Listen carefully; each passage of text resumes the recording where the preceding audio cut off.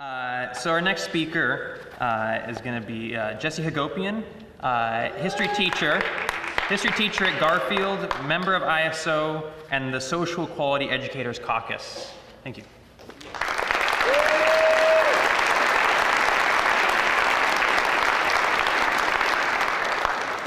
Thank you. Good morning, everybody. It's great to be with everyone. I appreciate the organizers who helped to sponsor today, SA and DSA.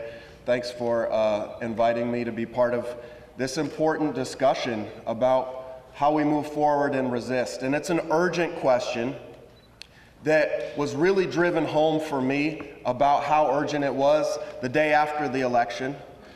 Because that day, a young Muslim girl came to school at my son's elementary school, and she hadn't yet heard the news about who won the election.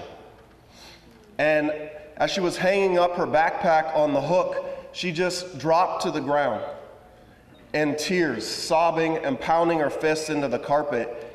She was terrified and traumatized that she could be split apart from her family, that she could be targeted for hate crimes.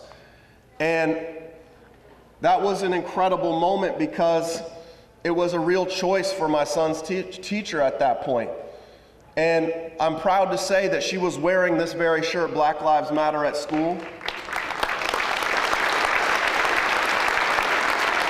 And she didn't let that girl suffer in silence, that she went up to her and picked her up and canceled the lessons for the day and said, we are going to actually get all the classes together at the grade level and hold a class discussion with the families that are there for drop-off. And we're going to say, we have your back. Muslims are welcome at this school, and we're going to support you and be behind you. This is a sanctuary campus. And that was a beautiful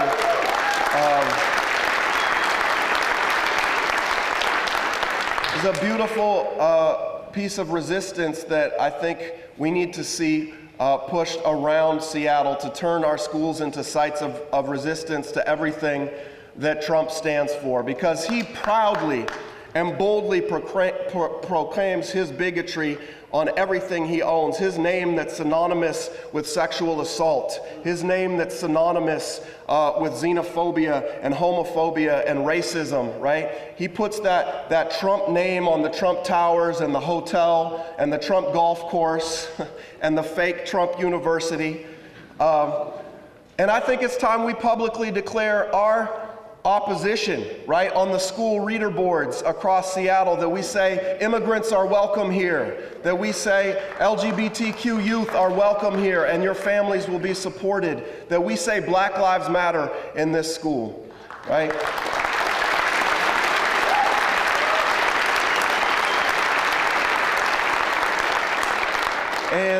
And that's a movement that is already underway, and really we have to redouble our efforts, because the bipartisan attack on public education that continued from Bush to Obama, where we saw the intellectual process and the emotional process of teaching and learning being reduced to a single test score in order to label schools failing, in order to privatize them, right? And now we're seeing the acceleration of that under Betsy DeVos and under the Trump administration, that has recently decided to promote a $54 billion increase in military spending and yet cut public education by $9.3 billion. That is a travesty. That's a disgrace in our country, and it's something that we have to actively organize resistance to. And I believe we have to resist in every possible way we can.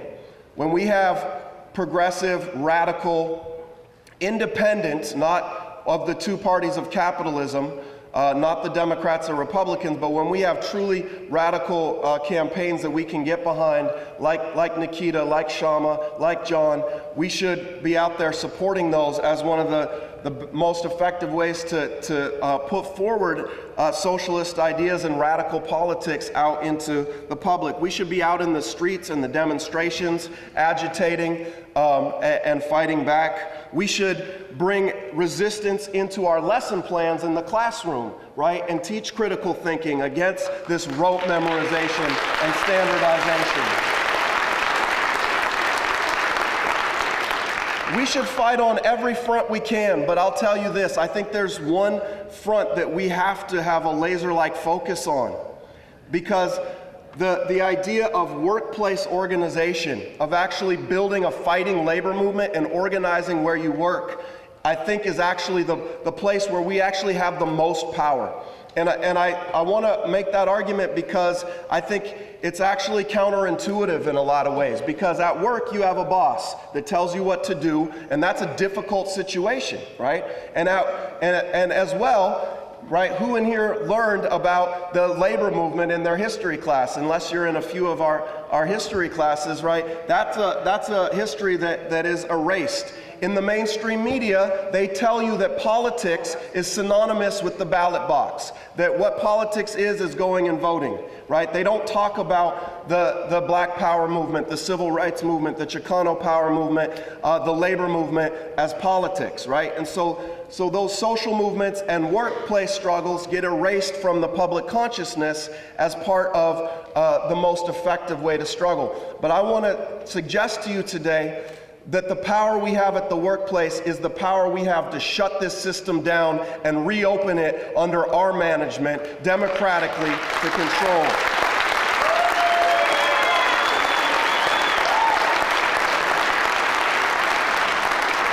And I don't just say that as abstract propaganda. I say that both from my historical understanding and I say that from my concrete practice. So I want to take us back to 2013 at Garfield High School, where I helped to organize the map test boycott, where all of my colleagues voted unanimously to refuse to administer a standardized test that was degrading our students, especially our English language learners, our immigrant students, our special education students, and the entire faculty refused to do that test. We were met with a 10-day suspension without pay threat by the superintendent, but that wasn't carried out because we had the power of labor, and it was the social equality educators that spread it to 7 other schools around Seattle and kept us safe.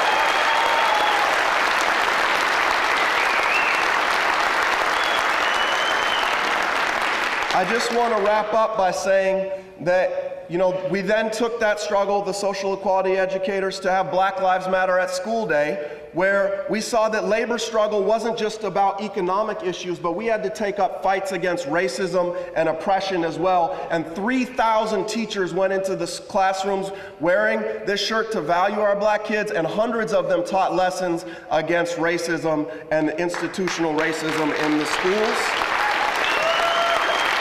And finally, thank you. And finally, you know, we were recently pushing for a May Day strike to go out against this legislature that refuses to fully fund education. Because of undermining of that vote, there was mass sentiment to strike on that day, but because of undermining of that vote, we did lose that vote. I'm sad to say, but I'm very proud to say that hundreds upon hundreds of educators voted to strike on May Day, and even if we don't walk out that day, we will be holding solidarity campaigns. Students are organizing to walk out that day, and it's going to be another show of the power of labor. And I'll just end by saying that I think that we do all the work, and when we engage in workplace struggle and labor movement struggle that unites with social movements, we find out that the billionaire class, that the 1% in this nation, we find out a secret. They need us, right? They need us to teach the kids, to heal the sick, to make the products, to distribute the products, but we have no need of them at all, and we can actually run this system for ourselves.